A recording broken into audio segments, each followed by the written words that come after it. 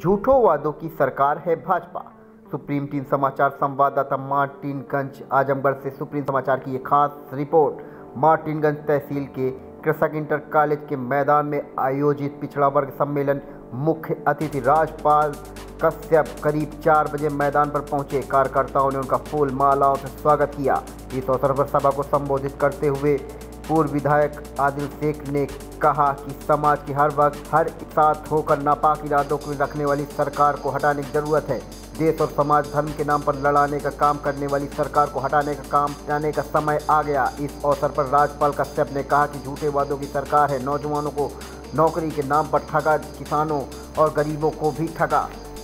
आज किसान अपना धान क्रय केंद्रों से लेकर खड़ा है, खरीदने वाला कोई नहीं। भ्रष्टाचार का बोलबाला है। व्यापारियों की हत्या की जा रही। पिछले समाज के लोगों को दबाने का प्रयास किया जा रहा है।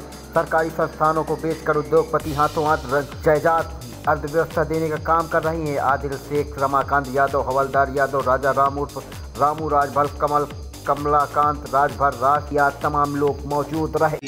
पिछड़ों की जहाँ तक की बैकवर्ड की बात है, पिछड़े वर्ग के प्रदेश अध्यक्ष आए दिन बाबा साहब की प्रतिमाएं तोड़ी जाती हैं। आए दिन बाबा साहब की प्रतिमाएं तोड़ी जाती हैं। ब्राह्मणों का उत्पीड़न होता है। कैसे बचाएंगे अपने मुल्क और अपने जनाधार, अपनी पार्टी और अपने संविधान को? उत्तर प्रदेश में बीजेपी सरकार का घमंड चरम पे है और उत्तर प्रदेश में जंगल राज है। संविधान खतरे में है, बाबा साहब का बनाया हुआ। आरक्षण खतरे में है। गांव, गरीब, किसान, नौजवान खतरे में है। रोजगार छीना जा रहा है। आरक्षण खत्म किया जा रहा है और कानून व्यवस्था ध्वस्त है। महंगाई चरम सीमा पे है। बेरोजगारी चरम सीमा पे है और बीजेपी में बैठे सरकार के गुंडे मंत्री किसानों को कुचलने का काम कर रहे हैं और आज तक भी बीजेपी सरकार ने उनको बर्खास्त करने का काम नहीं किया है। अब जनता 2022 में उत्तर प्रदेश की बीजेपी को बर्खास्त करने का काम करेगी और माननीय अखिलेश यादव जी को पूर्ण और प्रचंड बहुमत के साथ में उत्तर प्रदेश का मुख्यमंत्री बनाएगी। जिस मंत्री को आप गुंडा कर रहे हैं सर, वही मंत्री पत्रकारों पर हमलावर होकर उनकी पिटाई कर रहा है, लेकिन समाजवादी पार्टी उसका बहिष्कार तक सदन में नहीं किए सर। मैंने सदन में भी बहिष्कार किया, अगर हम लोगों को देखा होगा, और लगातार सदन में भी बोल रहे हैं, सड़क पे भी बोल रहे हैं। ये लोकतंत्र को खत्म करना चाहती है बीजेपी। चौथे स्तंभ पे हमला बोल रही है। जो नेता विरोध करे उस पे हमला बोल रही है। किसानों को भी क्या कहा? आतंकवादी कहा, गुंडा कहा, पाकिस्तानी कहा, क्या क्या नहीं कहा किसानों को। 700 किसानों की मौत हो गई, उसकी भी जिम्मेदार वो है। रमन कश्यप पत्रकार का हत्यारी बीजेपी है जिसने लखीमपुर में हत्या करने का काम किया। और मल्ला केवट निषाद का बेटा था।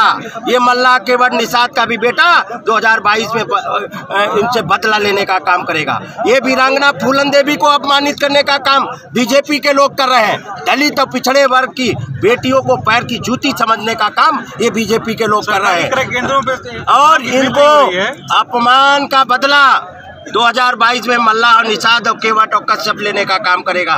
सरकारी क्रय केंद्रों पे धान की खरीद नहीं हो रही, किसान टालियां लेके खड़ा है, उस पे पार्टी का क्या निर्देश होगा?